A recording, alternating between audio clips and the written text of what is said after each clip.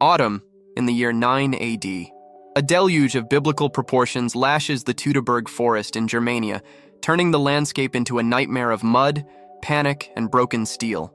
The sky, a leaden gray, weeps ceaselessly over the end of the world. This is not a simple rain. It is another weapon, an ally to the invisible hunter that stalks the trees. The wind howls like a chorus of vengeful spirits, carrying with it the choked cries of men who have forgotten how to pray. Every path is a death trap, every shadow a latent threat. The order of the universe, embodied in the eagles of Rome, is disintegrating under the weight of a wild nature reclaiming what is its own. Civilization is a thin veneer of varnish, dissolving in the Germanic mire to reveal the primeval brutality that lies beneath. A legionary, separated from his cohort, his eyes wide with terror, slips on a treacherous slope.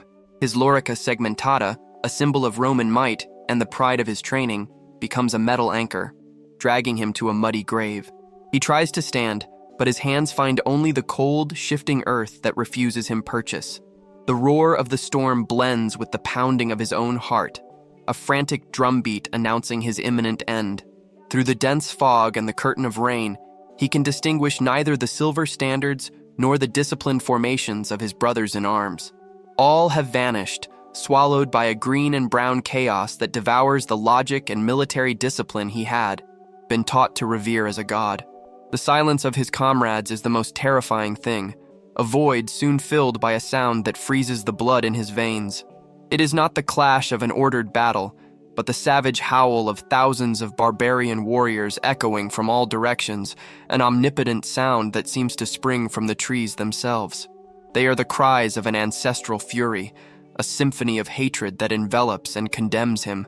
In his last moment, the legionary understands that he will not die in a glorious battle line, but will be hunted like an animal, a lone prey in a maze with no exit. His death, like that of the 3 legions to which he belongs, will be unseen, anonymous, and inevitable. The trap has been sprung. Marching against the invisible fury of the forests was the incarnation of order and power in the known world. 3 Roman legions, the 17th, the 18th, and the 19th. They were not merely armies. They were the will of an empire made flesh and steel, a perfect war machine that had crushed kingdoms and subjugated dozens of peoples. Each legionary was a cog in this relentless mechanism, protected by the plate armor of the lorica segmentata and armed with the lethal duo of the gladius and the pilum. Their strength lay not only in their weapons, but in their iron discipline, in their ability to form impregnable shield walls and move as a single organism across the battlefield. They were the steel glacier of Emperor Augustus, a force that advanced slowly but inexorably, reshaping the world in its wake and knowing no rival that could halt its progress. In command of this colossal force was not a general forged in the heat of battle, but a politician, a bureaucrat named Publius Quinctilius Varus. As governor of Germania, he viewed the territory not as a battlefield, but as just another province to be assimilated, a source of tax revenue and resources for Rome's insatiable appetite. Varus was the personification of imperial complacency, a man who confused the silence of the Germans with submission and their hospitality with loyalty. He operated with a blind faith in the inherent superiority of Roman civilization, seeing the tribes not as a military threat, but as an administrative problem. His was not the arrogance of a warrior, but of an administrator who believes the universe can be ordered through decrees and laws. The column that delved into Teutoburg was a city on the move, an overwhelming demonstration of Rome's logistical capability. Alongside the nearly 15,000 elite legionaries marched 6 cohorts of auxiliary troops, recruited from other conquered peoples, and 3 wings of cavalry, the eyes and ears of the army. They were more than 20,000 men in total, accompanied by an endless train of supplies, servants, and engineering equipment. This was Rome's other great weapon, its ability to build bridges, erect fortified camps in a matter of hours, and carve straight roads across any terrain. They believed they could impose their geometric order upon wild nature, not understanding that in Germania, nature itself was an ancient and hostile deity that did not submit to the logic of Roman engineers. The Achilles heel of this giant was a self-imposed blindness, an arrogance so profound it was indistinguishable from stupidity. Varus placed absolute trust in his Germanic advisors, especially in the young and charismatic Cheruscan prince Arminius, whom he considered a friend and a loyal servant of Rome. He completely ignored the explicit warnings of other nobles, like Segestes, who pleaded with him to arrest Arminius, revealing the conspiracy that was brewing. Varus dismissed these warnings as mere tribal squabbles, incapable of conceiving that a barbarian educated in Rome, a Roman citizen, could harbor such a deep hatred in his heart. This blind faith in his own judgment and in supposed Roman cultural superiority was the crack through which annihilation would seep. Hidden in the shadows of Teutoburg, awaiting his moment, was the architect of Germanic vengeance, Arminius, prince of the Cherusci. This was no common barbarian. He was a man who embodied the duality of two colliding worlds. Taken to Rome as a hostage in his youth, he had not only received a Roman education, but had also gained citizenship and risen to the rank of equity, commanding Germanic auxiliary troops for the empire. He knew the language, the tactics, and most importantly, the mindset of his oppressors. Within his chest, beneath the guise of a loyal ally, burned a silent, calculating fury, fueled by years of seeing his people humiliated. Arminius was not a simple rebel. He was Rome's perfect nemesis, a ghost risen from their own ranks. The force Arminius had managed to assemble was not an army in the Roman sense, but a volatile confederation of tribes united by a common hatred. Cherusci, Marsi, Chatti, and Bructeri, peoples who often fought amongst themselves, now formed an unstable front of approximately 20,000 warriors. Their appearance was as wild as the forest they defended. They wore no uniform armor, nor marched in disciplined formations. Their power emanated from their individual ferocity and their absolute mastery of the terrain. Armed with the fearsome frama, a short, agile spear, long swords, and wooden shields, they practiced an art of war that was pure fluidity and surprise. They were masters of the ambush and the lightning raid, a living extension of the unpredictable and lethal German forest. The cause that united them was the most primal of all: survival. Varus's administration had gone beyond simple military occupation. He imposed a burdensome tax system and applied Roman law with a rigidity that clashed directly with the ancient customs and social structure of the tribes. For the Germans, this was not just an economic burden, but a direct assault on their identity, their culture, and their honor. It was an attempt to domesticate their indomitable spirit and turn them into mere subjects of a distant empire.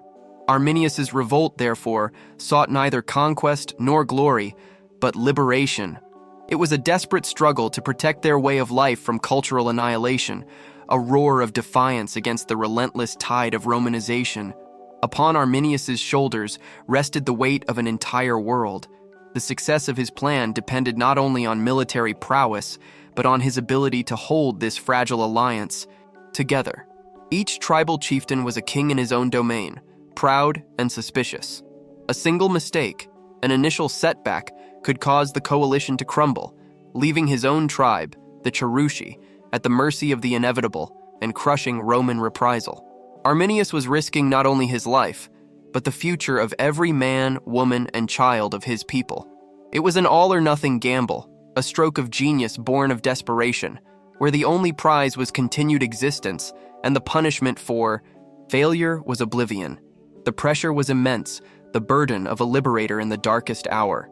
History is forged in moments like this, in the crucibles where desperation meets genius and seemingly invincible giants are brought down.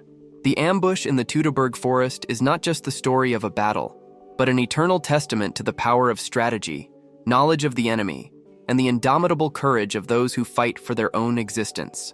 These are the stories we strive to unearth on this channel, the turning points, the impossible victories, and the catastrophic defeats that define the world we live in.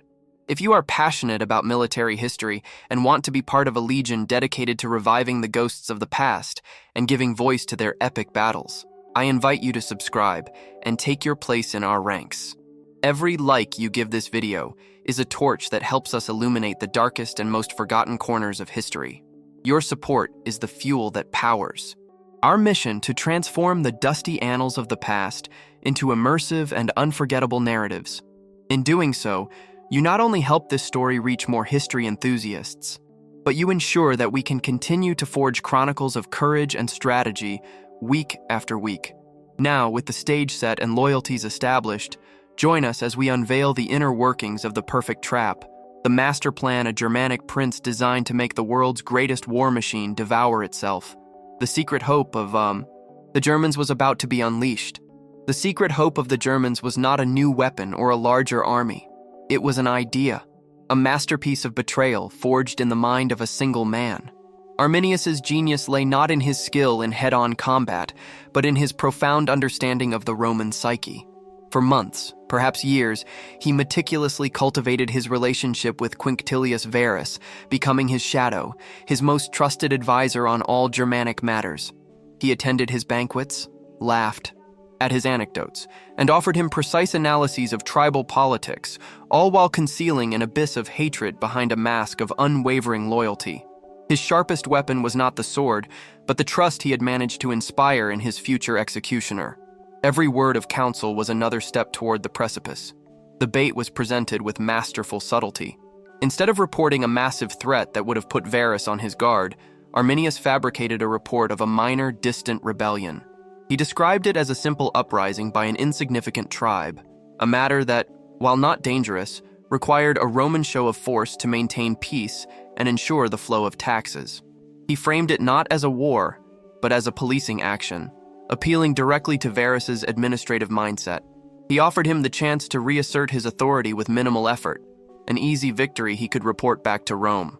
Varus, seduced by the prospect of a swift and efficient pacification, took the bait without the slightest hesitation. Once the mission was accepted, Arminius proposed the keystone of his deception, the route. He suggested that, to crush the rebellion as quickly as possible, the legions should deviate from the safe and established military roads that skirted the forest and instead take a supposed shortcut through the heart of the territory. He presented this detour as a logical and efficient decision, a stroke of tactical audacity. To Varus, who did not know the terrain and trusted his guide completely, the proposal made perfect sense. What he did not know was that this shortcut had been selected with diabolical precision. It was a labyrinth of bogs, ravines, and narrow paths where the discipline of his legions would be useless. A road that led not to an easy victory, but straight into the jaws of annihilation. While Varus prepared his legions for a simple march, Arminius's warriors were transforming the forest into a slaughterhouse. The plan was not a mere surprise attack, but a methodical preparation of the battlefield. At the narrowest point of the chosen path, stretching for several kilometers, the Germans constructed a long wall of earth and turf on the northern side of the trail. This fortification was not designed to stop the legions, but to act as the wall of a deadly trap. It would prevent any attempt by the Roman column to escape toward more open ground, forcing them to remain on the muddy, narrow path. The landscape itself was being reshaped and turned into a cage, a death corridor, tailor-made for its prey. The masterstroke of Arminius's strategy was his exploitation of Roman doctrine. He knew that his legions, marching along such a narrow path, would be stretched into a column between 15 and 20 kilometers long. This formation, necessary to traverse the forest, was an invitation to disaster, incredibly vulnerable to attacks on its flanks.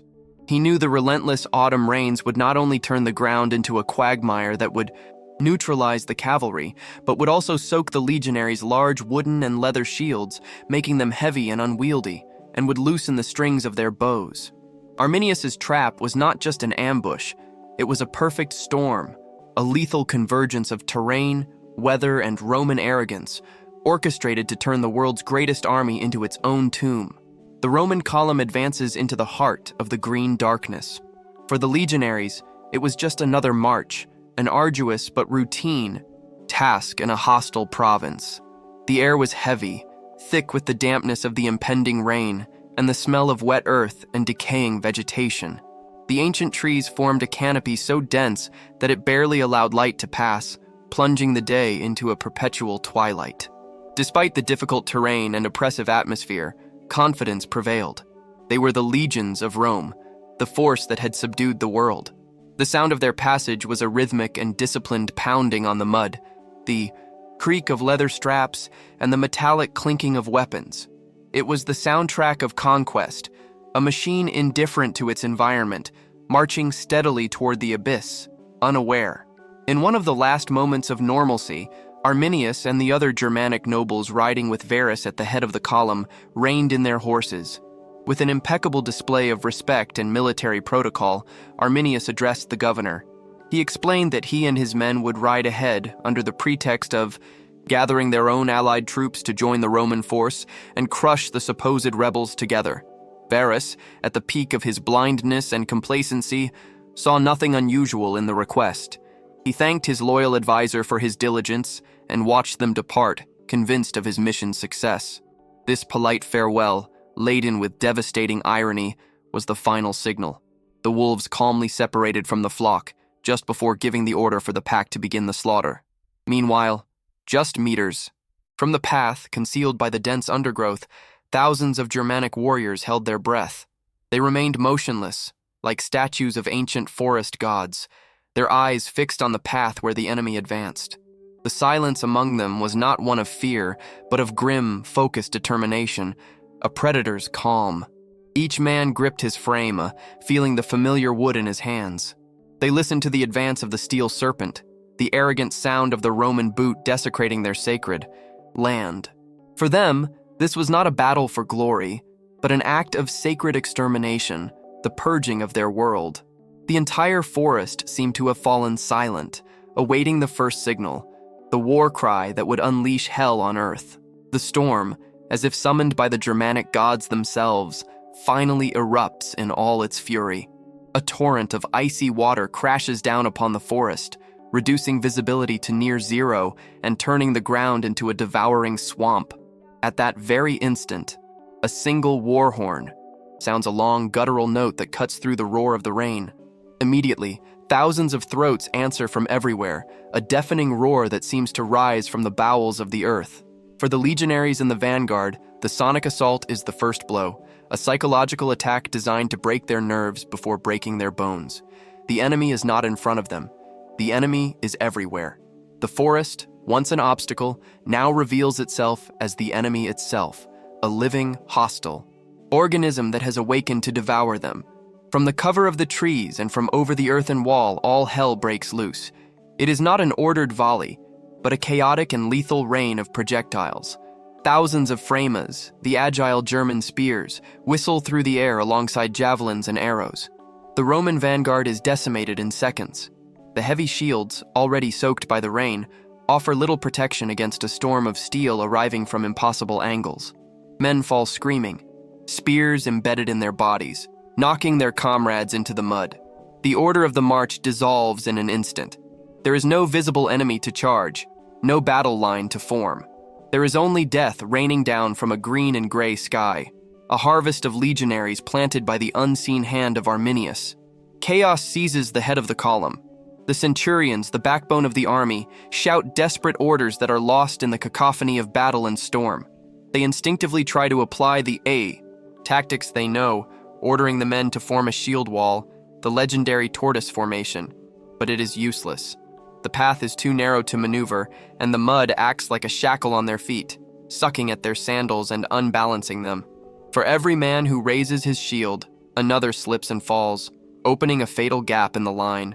Discipline, their greatest virtue, becomes irrelevant. They are trapped in a dead-end alley, being slaughtered by phantoms who strike and vanish into the fog, turning war into a systematic execution. News of the disaster travels backward through the kilometer-long column, not by messengers, but as a shockwave of pure terror. The legionaries marching in the center and rear of the formation cannot see what is happening, but they hear the echoes of the slaughter. The German war cries mix with the agonized screams of their comrades, a terrifying rumor that creeps slowly toward them. Uncertainty is a poison that spreads rapidly, more lethal than any sword. Imagination fills the void with images of horror, and panic begins to fester in the ranks. The great Roman serpent, now blind and wounded at its head, begins to writhe in fear, completely unaware that the trap has not yet even revealed its full brutality. As fragmented and panicked reports begin to reach the position of Quintilius Varus, his administrator's mind refuses to process the scale of the catastrophe. Insulated from the horror of the vanguard, he interprets the echoes of battle not as the start of an orchestrated annihilation, but as a series of barbarian skirmishes, a large-scale harassment tactic. In his arrogance, he is incapable of conceiving that a tribal army could execute such a complex ambush. For him, retreat is an unthinkable option, a humiliation that would stain his political career. He firmly believes that the discipline and sheer weight of his 3 legions are enough to push through any resistance, no matter how fierce. He sees the situation as an obstacle, not a death sentence. And so, Varus makes the fatal error, the misjudgment that would seal the fate of 20,000 men. Instead of ordering an immediate retreat to seek the open ground they had left behind, he gives the order to press forward. His command is clear. The column must continue its advance, overcome the resistance, and break through the forest. He believes that brute force can solve the problem, that he can push the insurrection out of his way as if it were a simple barricade. This decision, born of hubris and a total misunderstanding of guerrilla warfare, is the true point of no return. Varus is not just pushing his men forward, he is condemning them, forcing them to march willingly into the heart of the trap. The consequence of this order is immediate and devastating. The entirety of the immense column now enters the narrowest and most dangerous section of the path, the corridor flanked by the hidden earthen wall. Seeing their prey walk meekly into the cage, the Germanic CI. Warriors intensify their attacks all along the line. It is no longer just the vanguard that suffers. Small groups of fighters emerge from the thicket at countless points, striking the flanks of the Roman serpent, slaughtering small groups of legionaries, and vanishing before a coherent defense can be organized. The march ceases to be a march. It becomes an agonizing, spasmodic advance through a tunnel of knives, where every step forward only sinks the legions deeper into their tomb of mud and blood. The forced advance turns nature itself into an active weapon against Rome. The passage of thousands of men, horses, and supply wagons transforms the muddy path into a deep, clinging morass. The heavy carts get stuck, their wheels sinking to the axles, fracturing the column into isolated, vulnerable segments. The torrential rain, now an open ally of Arminius, lashes the legionaries without mercy, adding weight to their armor, hindering the handling of their weapons, and plunging their morale into an abyss of despair. The soldiers are no longer fighting just the ferocious Germans, but also the very ground they walk on, a relentless enemy that clings to their legs and drags them down. Varus's mistake was to declare war on the forest itself, an entity that responded with elemental fury. The second day of butchery brings with it total disintegration. The Roman column no longer exists as a coherent military entity. It has fractured into dozens of isolated pockets of resistance, separated by stuck wagons, corpses, and the unforgiving mud. Communication is impossible. The signal horns and standards, vital for the coordination of the legions, are useless in the dense vegetation and deafening chaos. A centurion trying to give an order to his men can only be heard by those at his side. Each cohort, each maniple, becomes an island of steel and desperation, fighting its own lost battle with no hope of receiving aid or being able to help their comrades. The legendary Roman war machine has broken down into its smallest, most vulnerable parts. Seeing that Roman order has evaporated, Arminius gives the command his warriors have been waiting for. The harassment phase is over. The all-out assault begins. Thousands of Germanic fighters, who until now had attacked from a distance and in lightning raids, launch themselves in a furious charge against the remnants of the column.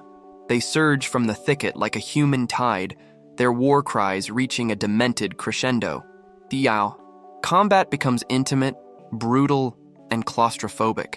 In the chaotic melee of the forest, the short Roman gladius, designed for stabbing in the tight space of a shield wall, proves less effective against the longer swords and agile spears of the Germans, who wield them with savage ferocity in the mire. This is the psychological turning point, the moment the soul of the legions breaks. The legionary, trained to entrust his life to the man beside him and the system that surrounds him, realizes with terrifying certainty that he is utterly alone. He sees his brothers in arms, men with whom he has shared years of campaigns, being torn apart around him.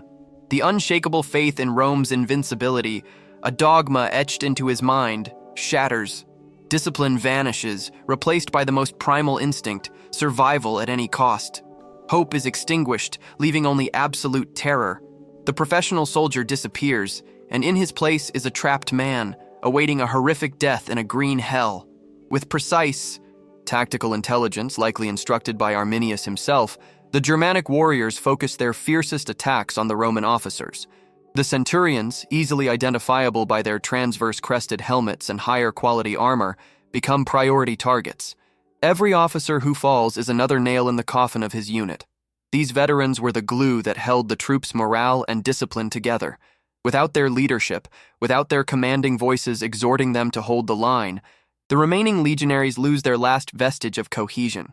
The assault becomes a surgical decapitation strike, dismantling the command structure and accelerating the transformation of a disciplined army into a terrified and leaderless mob. At the end of the second day, the survivors of the massacre, in a final, desperate act of Roman discipline, manage to group together in a small clearing. Guided by the legates and centurions still on their feet, they attempt to do what they do best: impose order amidst the chaos. With a frantic energy, they begin to construct a makeshift fortified camp. They use the supply wagons as a barricade, dig a shallow ditch in the sodden earth, and pile the bodies of their own fallen comrades to create a macabre wall. It is a final bastion of Roman engineering, a heroic attempt to create a small universe of logic and discipline in the midst of an all-consuming hell. For one night, they refuse to be mere prey and become a fortress once more. But the camp offers no respite, only a delay of the inevitable. To Arminius and his warriors, the fortification is not an obstacle, but confirmation of their victory. The Romans have caged themselves. Throughout the night, the Germanic attacks are incessant and methodical. They do not attempt a large-scale assault, but instead subject the defenders to psychological and physical torture. Incendiary arrows rain down on the camp, setting fire to wagons and canvas, illuminating the scene of slaughter with an infernal glow. Small groups of warriors hurl themselves against the barricades in constant waves, shouting insults and threats, keeping the exhausted and wounded Romans in a state of perpetual alert. Rest is impossible. The only constant is fear. With the first light of the third day, the Romans make a desperate decision.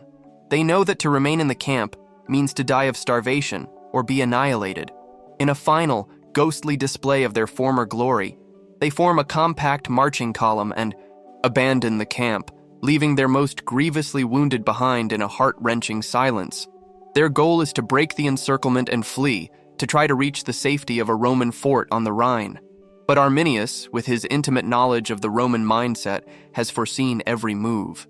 The apparent escape route he allows them to take is, in reality, a new corridor, one that directs them inexorably toward even swampier and denser terrain, the final slaughterhouse. The breakout attempt collapses into a predictable catastrophe. They have barely advanced when the Roman formation, already fragile, disintegrates under a new wave of perfectly coordinated attacks. In the marshy ground, the march grinds to a halt, cohesion is lost, and the massacre resumes with renewed fury. It is at this moment that the last ember of hope is extinguished in the heart of every legionary. They finally understand that there is no escape. There is no open field at the end of the forest, no friendly fort awaiting them. There is only more trees, more mud, and more enemies. The battle, as a clash between two armies, is over. What remains now is simply a hunt, the systematic extermination of the survivors, one by one. Amidst the final chaos, with the last vestiges of his army being annihilated around him, reality crashes down upon Publius Quinctilius Varus with the weight of a planet. He sees the eagles, the sacred symbols of Rome's power, about to be captured. He understands that he has not only been defeated, but has been outmaneuvered, deceived, and humiliated in a way that will echo for all eternity. He has lost 3 legions, the pride of Emperor Augustus. For a Roman noble, there is a fate worse than death, the disgrace of being captured and displayed as a trophy by barbarians. True to the tradition of commanders facing unmitigated disaster, Varus makes the final decision. He falls upon his own gladius and takes his own life, a final act of pride to deny the enemy his most precious trophy. News of Varus's suicide spreads like wildfire among the surviving senior officers. To them, their commander's act is an unmistakable signal that all is lost. One after another, the legates, tribunes, and prefects follow his example. It is an epidemic of suicide among the high command, a final grim right of the Roman aristocracy to preserve their personal honor in the face of an unimaginable catastrophe. This act, though understandable from their code of honor, is the death blow for the army. With its leadership self-eliminated, the legions are left orphaned, with no one to organize a final defense, negotiate a surrender, or lead an orderly retreat. The head of the serpent has severed itself. The effect of this self-decapitation on the common soldiers is instantaneous and catastrophic. If the gods of the army, the commanders, have abandoned all hope, what is left for mere mortals? The already fragile morale is pulverized. The last thread of discipline that bound the men together snaps. There are no more cohorts, no centuries, no comradeship. There is only a primal animalistic instinct for individual survival. The army dissolves into a mob of thousands of terrified, desperate men. The retreat becomes a chaotic flight, with soldiers casting off their heavy shields and equipment, running aimlessly into the depths of the forest, hoping to find a refuge that does not exist. The world's greatest war machine has become a stampeding herd. What follows is no longer a battle. It is a large-scale hunt. For the Germanic warriors, this is the moment of final vengeance, the culmination of their plan. Perfectly adapted to the terrain that is their home, they pursue the scattered legionaries with relentless efficiency. The scene is a nightmare. Roman soldiers weighed down by their armor, sinking into bogs as they are overtaken by light and swift warriors. Men hiding behind trees, betrayed by the sound of their own terrified breathing, being dragged out and executed. The Teutoburg forest becomes a vast hunting ground, and the masters of the world are now the prey, hunted down and exterminated without mercy under the ceaseless rain that seems to want to wash the blood from the earth. For those who do not die in combat, the fate is even more terrible. The captured prisoners are seen not as defeated soldiers, but as sacrifices to the Germanic gods who have granted them victory. Many are taken to makeshift altars in the heart of the forest and executed. In brutal religious rituals, their blood spilled to honor the deities of war and nature. Rome's humiliation is total and absolute. Varus's own head is severed. Arminius will keep it as a trophy before sending it to another German king, and it will eventually reach Rome. This is not just a military defeat, it is a deliberate desecration of everything Rome holds sacred, a vengeance seared into the memory of the empire. When the last sword finds its mark and the final cry of agony fades on the cold air, an unnatural silence settles over the Teutoburg forest. The storm that was both herald and ally to the slaughter finally ceases. Rays of a pale, indifferent sun filter through the canopy of leaves, illuminating a scene of indescribable horror. The deafening noise of battle is replaced by the buzz of swarming flies and the cawing of crows, gathering for their macabre feast. The fury has given way to a deep and sinister stillness. The world seems to hold its breath, as if shocked by the carnage it has just witnessed. The peace that follows a war is sometimes more terrifying than the war itself. The path the legions followed has become an open grave stretching for nearly 20 kilometers. Not a single stretch is free from evidence of the annihilation. Bodies of men and animals lie in grotesque piles, half submerged in the mud that is now beginning to dry. The plate armor, once the gleaming symbol of Roman order, is stained with blood and rust, twisted and broken. Supply wagons are overturned, their contents strewn among the dead. Helmets with their broken crests, splintered shields, and the short Roman swords are scattered everywhere, silent witnesses to thousands of individual tragedies. The scene is not that of a battlefield, but of a natural disaster, as if an elemental force had swept through and destroyed everything in its path. The figures behind the tragedy are almost inconceivable and confirm the scale of the disaster.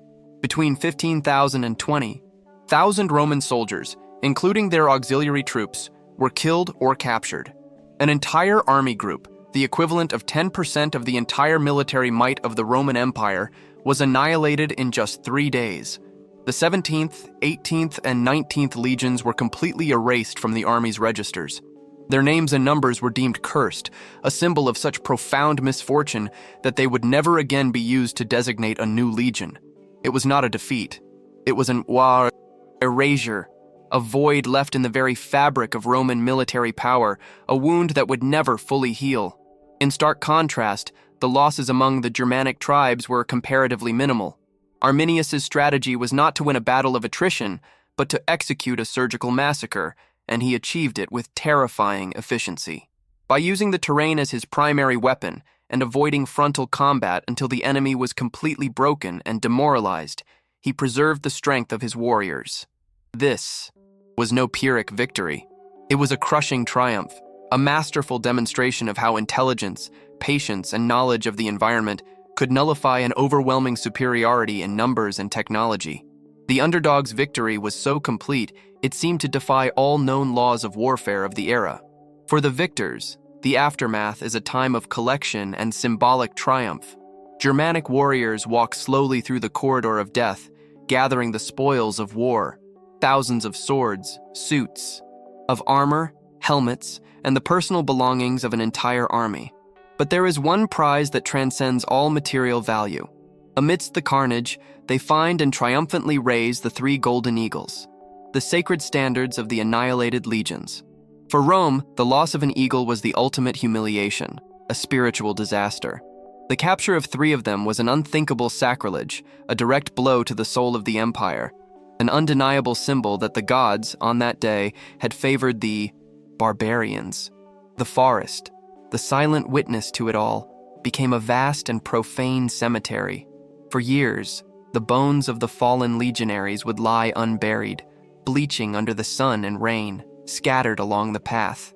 The site would be transformed into a grim and lasting monument to Rome's arrogance, a chilling warning to any who dared underestimate the ferocity of the free peoples of Germania.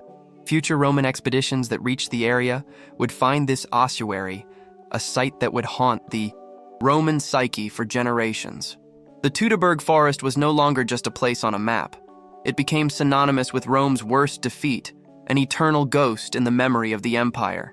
The news of the annihilation of 3 legions struck Rome like an earthquake, shaking the very foundations of an imperial confidence built on centuries of uninterrupted victories. The disaster was not just a military defeat, it was a national trauma, a deep wound to the pride of an empire that considered itself invincible. The shock was so profound that it broke the composure of Emperor Augustus himself, an old man who had dedicated his life to pacifying and consolidating the Roman state. The Clades Variana, the Varian disaster, became a black stain on his glorious reign, a nightmare that would haunt him to his final days. The loss was not just of soldiers, but of a certain innocence, the belief that Roman power had no limits. The most immediate and lasting political and strategic consequence was a complete reevaluation of Rome's expansionist policy. The dream of conquering Germania Magna as far as the Elbe River, a long-term strategic goal, was permanently abandoned. The cost in blood and treasure was simply too high. The Rhine River, previously considered a temporary frontier to be overcome, was transformed into the definitive and fortified northern border of the Roman Empire.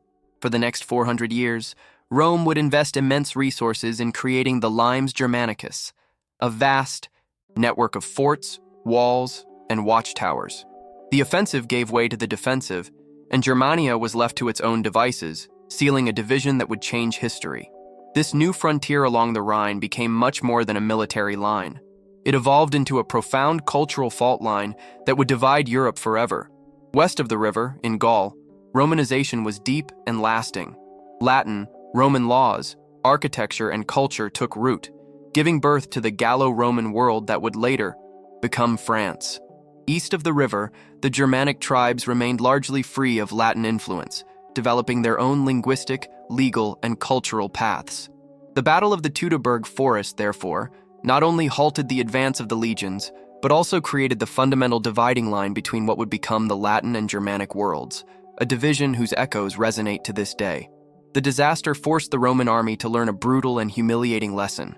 The annihilation of 3 of its best legions proved conclusively that its model of warfare, while supreme on open ground, was dangerously vulnerable in difficult terrain and against guerrilla tactics. This recognition led to significant military adaptations, including a greater reliance on native auxiliary troops, who were more familiar with such combat conditions, and a much more cautious approach in future campaigns in unknown territories. The ghost of Varus and his lost legions became a cautionary tale told in every military camp, a grim reminder of the dangers of arrogance and the importance of respecting the enemy and the terrain on which one fights. While for Rome, the battle became a symbol of trauma, for the Germanic peoples, over time, it transformed into a foundational myth. Although the unity Arminius forged was short-lived, and he himself was later murdered by other tribal chieftains who feared his growing power, his victory was never forgotten. Centuries later, in the 19th century, amidst the fervor of German nationalism, Arminius was rediscovered and rebranded as Hermann the Cheruscan. He was transformed into a legendary figure, the first German national hero, a symbol of united Germanic resistance against foreign tyranny. His victory in Teutoburg was reinterpreted as the birth of the German nation, a powerful myth for a people searching for their own identity and unification. The true legacy of the battle lies perhaps in what did not happen because of it. Because a vast portion of Central Europe was never conquered and Latinized, the Germanic world was able to flourish independently. The Germanic languages, which would later give rise to German, Dutch, English, and the Scandinavian languages, survived and developed. Germanic legal and social traditions continued their own evolution, profoundly influencing the power structures of medieval Europe. Arminius's victory not only saved his people from subjugation, but also preserved an entire cultural universe, one of the pillars upon which modern Western civilization would be built. The course of world history would have been drastically different had Varus's legions succeeded in their march. The news of the disaster traveled slowly, but when it finally reached Rome, it fell upon the city like a plague. The first rumors were dismissed as exaggerations, but they were soon followed by official confirmation. 3 legions, the Sacred Eagles, 20,000 men, all lost. Emperor Augustus, already an old man who had overseen the transformation of Rome into a metropolis of marble and power, received the blow not just as a military setback, but as a deeply personal tragedy. He had trusted Varus, and that trust had led to the greatest military catastrophe of his long and celebrated reign. The glory of his era, the Pax Augusta, had been indelibly stained by the mud and blood of a Germanic forest he had barely heard of. The emperor, the most powerful man in the world, plunged into a grief that bordered on madness. According to the historian Suetonius, the news destroyed him psychologically. For months, he refused to cut his hair or beard, a public sign of deep mourning and humiliation. Dejected and tormented, Augustus would wander the halls of his opulent palace on the Palatine Hill, not as a divine sovereign, but as a grieving father who had sent his sons to their deaths. The loss of the legions was not a statistic in a report. It was a personal failure, a ghost that haunted him, a chorus of 20,000 silent voices accusing him in his dreams. The weight of the empire had never seemed so crushing. In moments of greatest anguish, the emperor's grief manifested in a ritual of despair that history would never forget. In fits of rage and sorrow, the old Augustus would beat his head against the palace walls, repeatedly shouting the same agonizing phrase, a lament that would become the immortal epitaph of the disaster. His words were not addressed to a god or the Senate, but to the ghost of the commander he had appointed, a cry that would echo through eternity as the summation of all of Rome's pain and humiliation. Quintili vare, legiones redi. Quintilius Varus, give me back my legions.